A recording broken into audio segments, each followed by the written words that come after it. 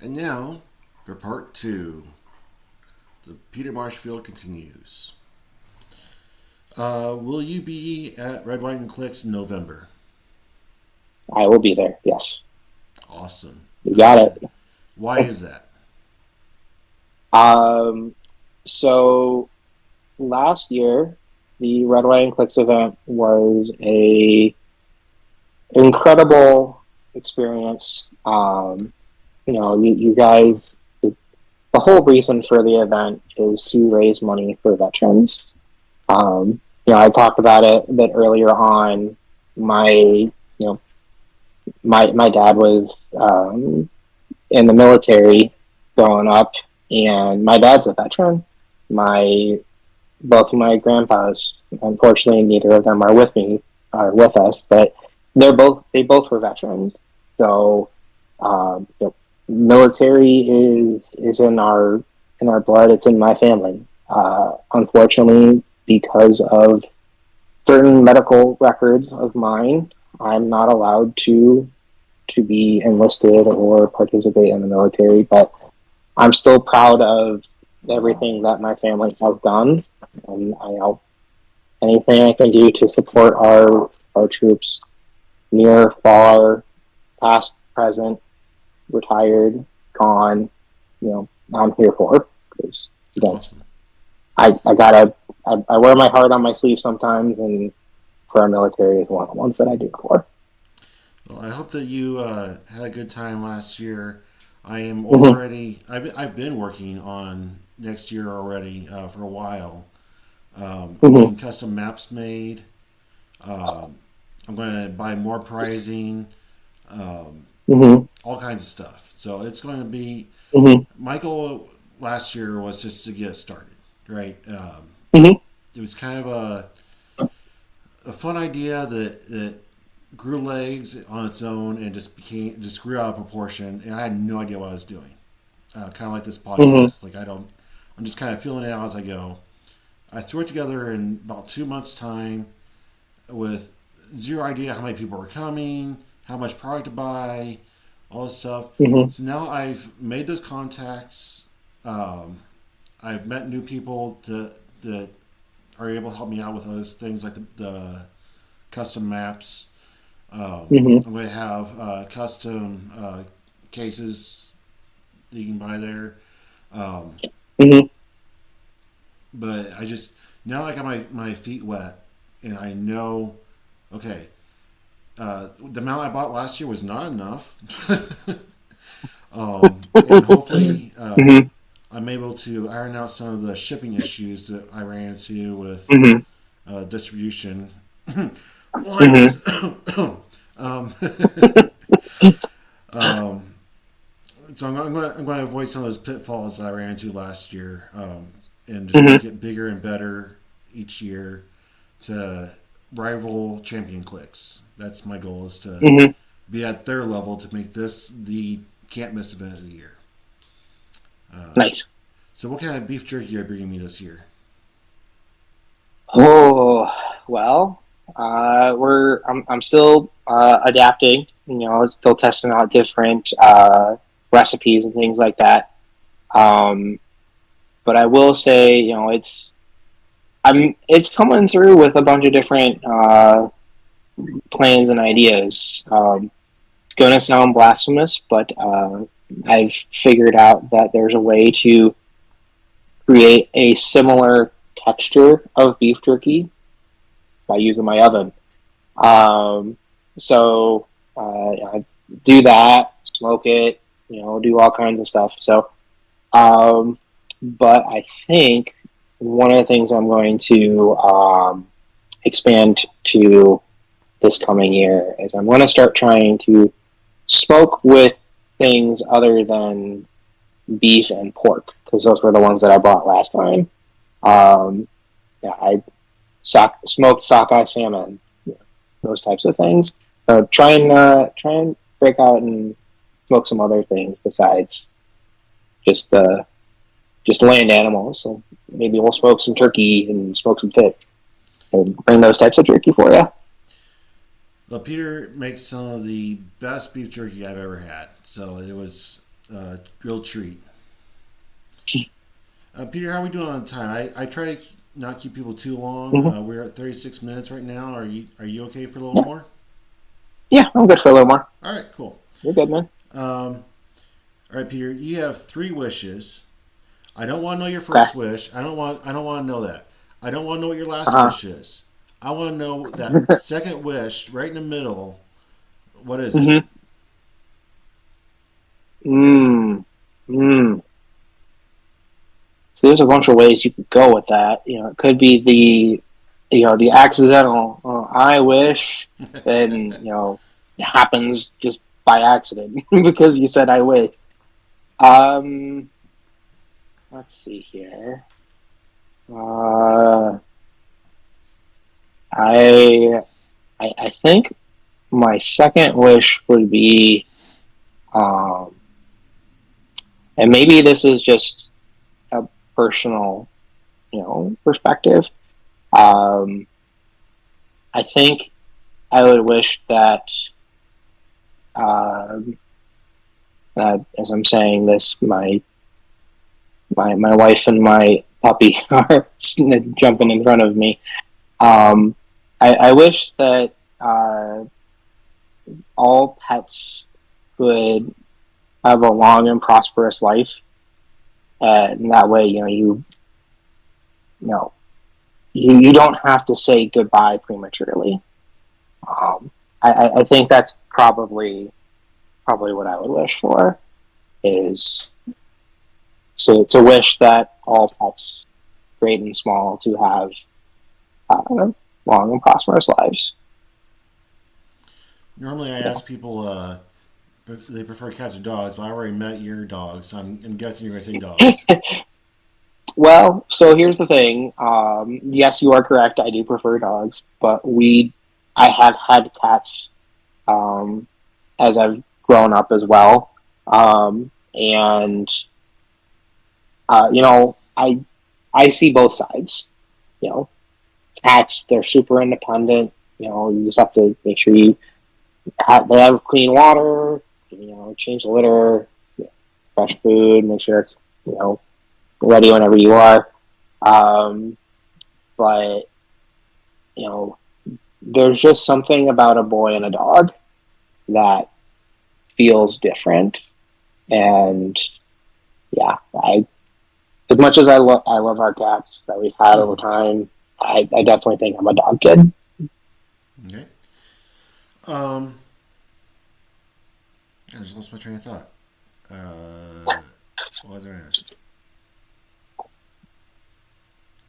I'll come back to it. Name a character that has been made a lot, but you don't feel like it's really they've gotten right as far as the dial and the powers.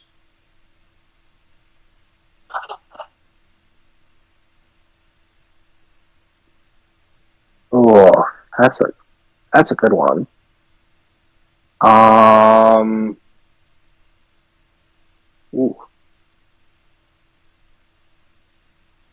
okay. Um, I don't I don't think I have found a Spider-Man that fits what I see as to be that Saturday morning Spider-Man. You're talking about Peter Parker. Swinging through Manhattan. Yeah, Peter Parker. Yeah, Peter Parker.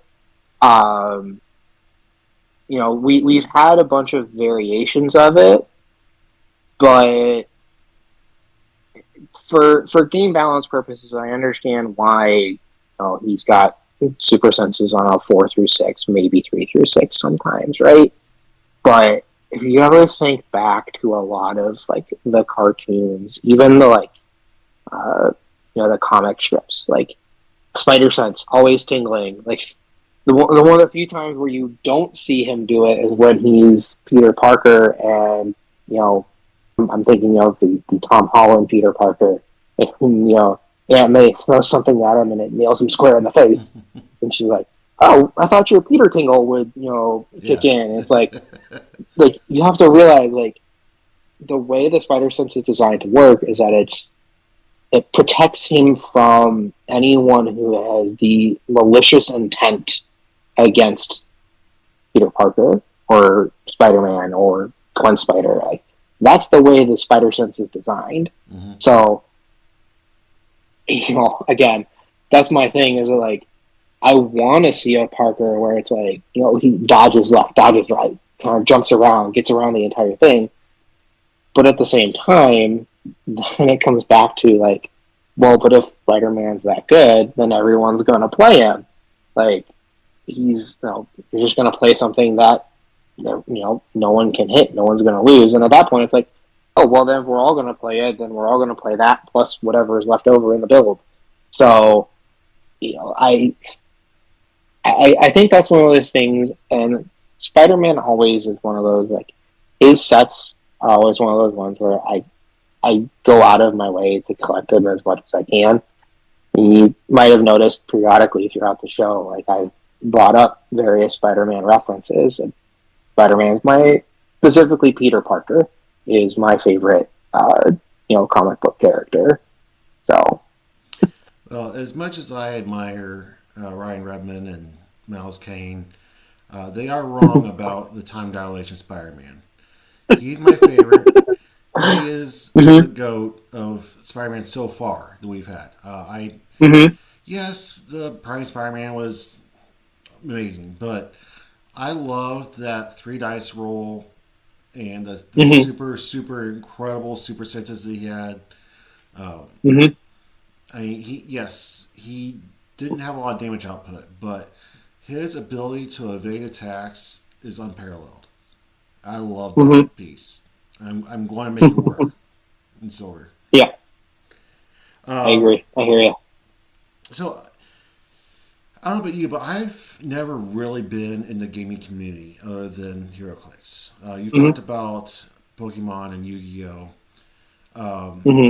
But since I started playing HeroClix, everybody's talked about the community and how the HeroClix community is so vastly different than other gaming communities. My wife, who is not a gamer, who helped out Red, White, and Clix, was blown away by how just genuinely kind everybody was at the event.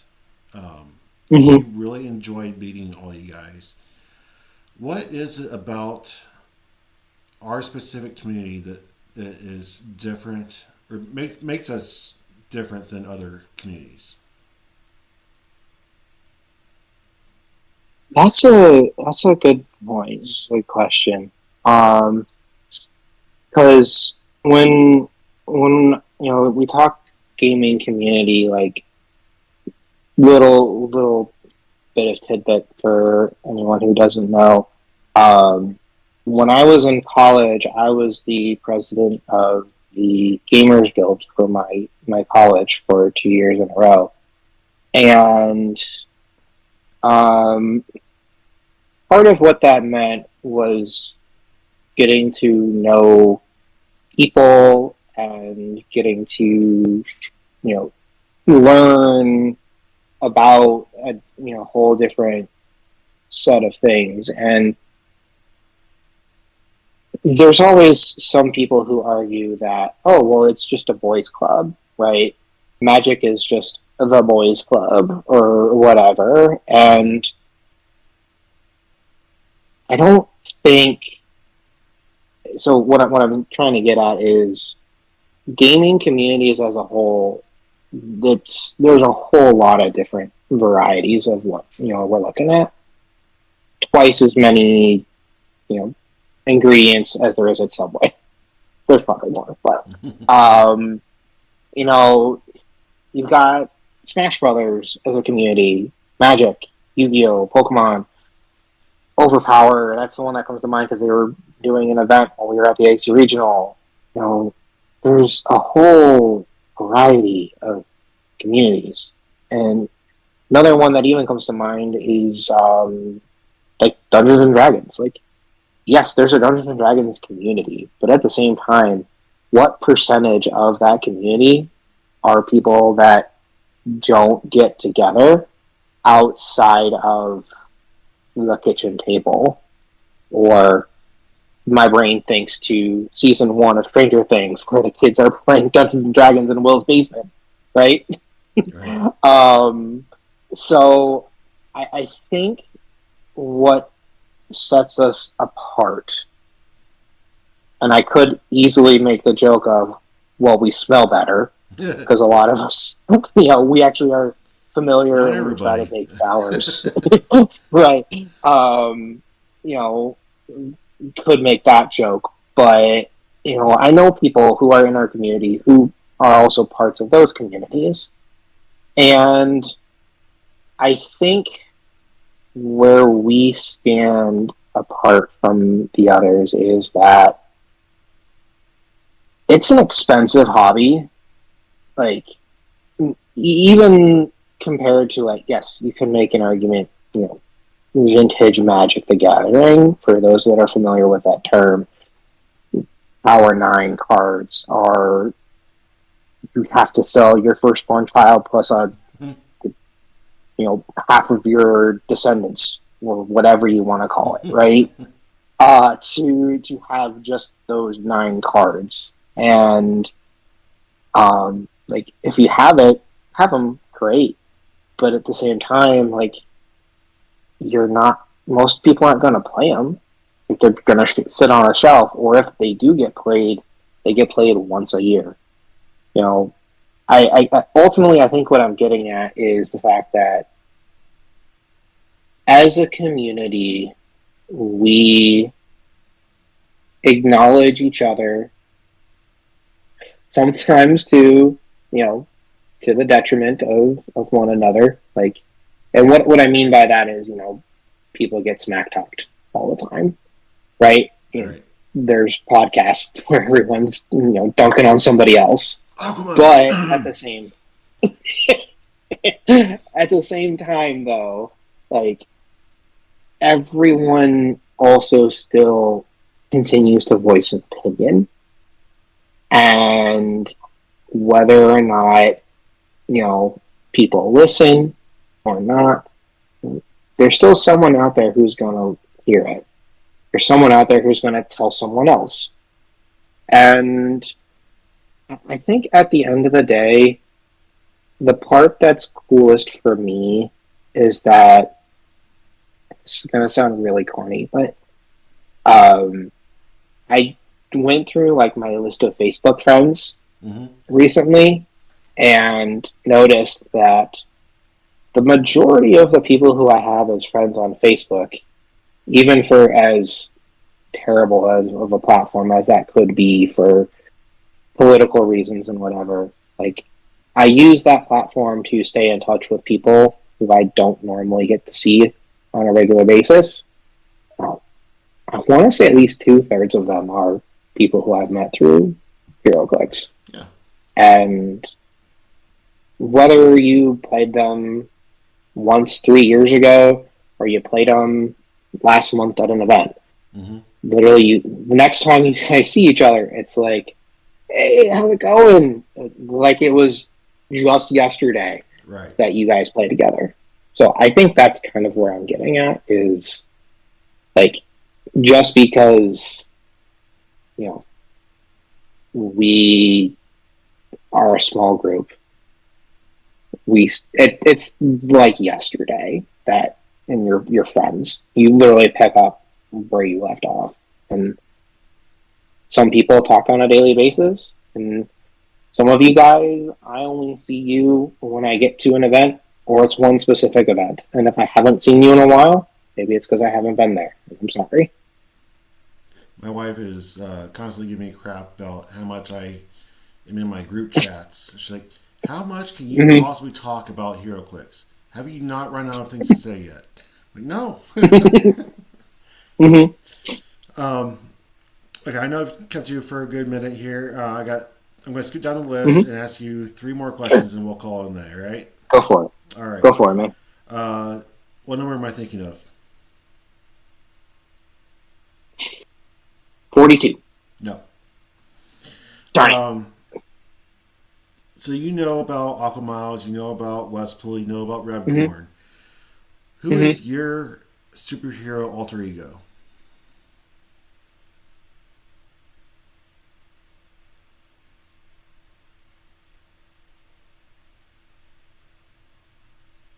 It's going to sound really funny. Um, the fly on the wall. Fly on the wall. Okay, tell me about that. Um, it's just one of those feelings that I get. I know a lot of people kind of know who I am, but at the same time, like, I can walk around a HeroClix room and or like an event, and I can just like stand next to some people, and they'll have a conversation, and like I'll be there, but at the same time, I might not get mentioned, or no one might say anything to me. Hmm. So it's one of those few things where like because like so fly on the wall being like okay, you're in plain sight, but at the same time, people completely ignore you. It's weird. I think Um, you're a very noticeable person, and I will always include you in my conversations. well, thank you. I appreciate it. Are you Team Westpool or Team Aqua Miles? Team Spider Man. All right, fair enough. And who is your favorite HeroClix content creator? Possible? Ah, nice. Nice. No pressure though, but thank you. Yeah. No, I appreciate what you guys do. And what you do. Um, I think at the end of the day, I I told one of my newer players, I said, more hero clicks is better hero clicks. And that's kind of one of the things that I live by. Like the most amount of content that I can consume, like I consume it left and right whenever I can. Um, I think if I were ever to try and make a request to any content creator, um, and this is going to harken back to my early days, but I miss Clixcast Clicks with what? Jeremiah. Clixcast with Okay. Jeremiah Peterson.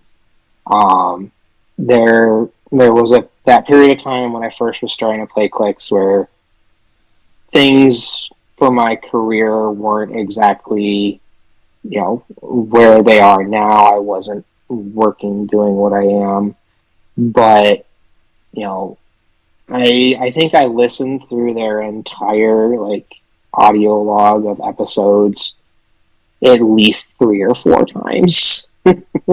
um, you know, I, that's kind of where I started when it came to HeroClix podcasts.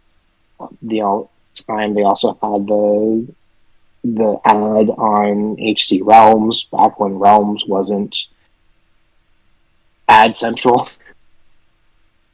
um, but yeah, no, I do kind of miss getting to listen to them. And I know Jeremiah, you've got all kinds of other things going on. You know, life sometimes gets the better of you at some point, and I get it. Sometimes you gotta step away, and if things are meant to come back, then they come back.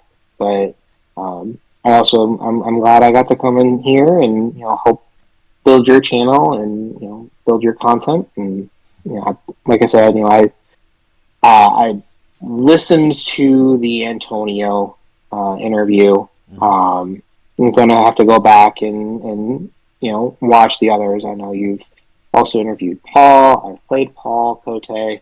Um, so it's pretty neat, just like getting to get to know some of these other players. Like I've played them maybe once or twice, and like Paul, I played him through Roll20 one time.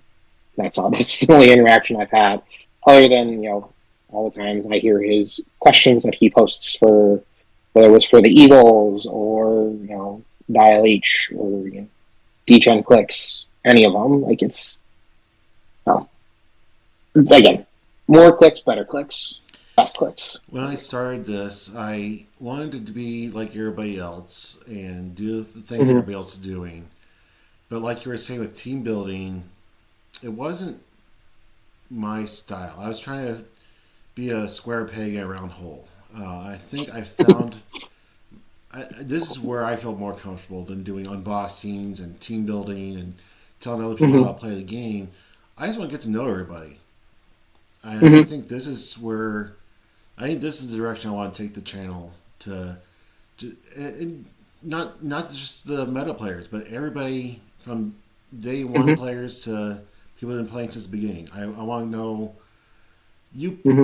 you as players, you as people, and not just on the surface level. I really want to know Hmm. you as the As a person. genuine, wonderful people that you are. Hmm. So, Absolutely. well, Peter, it's been amazing talking to you. I always love talking to you. I would love to hear from you more often. If you want to come back Absolutely. on the show and think of a whole new round of questions for you, I'd be happy to do that. You're always a joy. Absolutely. Well, thank you, Wes. It was a pleasure being here, and absolutely, I'd be happy to come back again. Maybe one of these times I'll come back and I'll actually have done well in an event next time. Yeah, I mentioned the IC regional last time or earlier. Um, yeah, it's one of those things where I need to learn to trust my instinct, play what you've been play what been testing with. Don't pivot at the last minute. Matt Peterson, I know you're listening. We don't pivot. It's dumb. Don't do it. Um, but at the same time, I appreciate everyone else out there. And one of the really neat things about that IC regional was Jay ran a second chance event. He had a way to get one more Black Adam out of the deal, and shout out to Rob Gallagher who took the first place, won the Black Adam. Rob, you and I didn't play, but I played everyone else who you came up against, and I don't ask me how I took second place in that because I'm sure I don't know how. It definitely feels like one of those submarine moments where I, went down and then came back up. So, um, but yeah, no, it's I'll be happy to come back on again whenever you are looking for a guest, man. All right. Any last thoughts? Last thoughts. Um, it's not a Peter tingle. It's the Spidey sense. Get it right, Aunt May. All right, Peter Marshfield is a wonderful getting to know you better, getting inside your head. How does it feel knowing that the Heroes community is in your head now? Well, I hope you can find the door out because I haven't yet. All right, here, Clicks Land. This has been Talking Clicks. Thank you very much, Peter, for being here with me tonight. Sorry for taking too long, but it's been a blast. Anybody on here, Clicks Land? Keep on clicksing.